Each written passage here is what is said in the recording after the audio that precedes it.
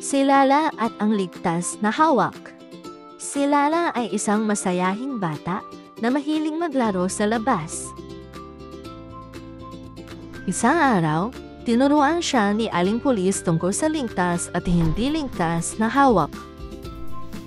Lala, ang katawan mo ay mahalaga. May mga bahagi ng katawan na tinatawag na pribado.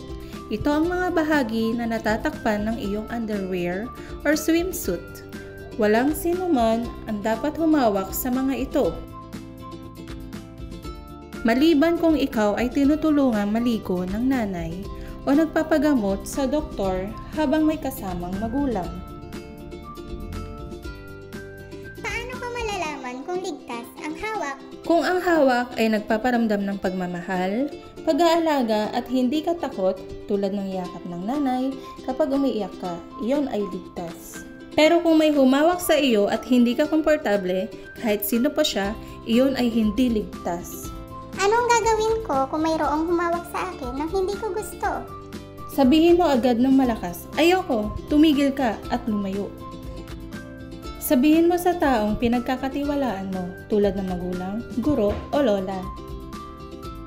Hindi mo kasalanan at may karapatan kang protektahan ang sarili mo.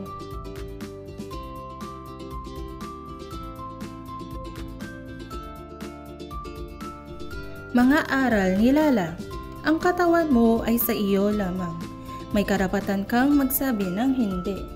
Lagi magsabi sa taong pinagkakatiwalaan kung may nangyaring hindi maganda. Hindi mo kasalanan kung may gumawa ng masama sa iyo. Ito po si Police Corporal Rachel Arpilla na nagpapaalala. Ang kaalaman ay proteksyon. Ang pagkilos ay paghilom. Sama-sama nating labanan ang karahasan. Ang paalalang ito ay mula sa Project Kaligtasan ng SCPO-WCPD, DOB-US.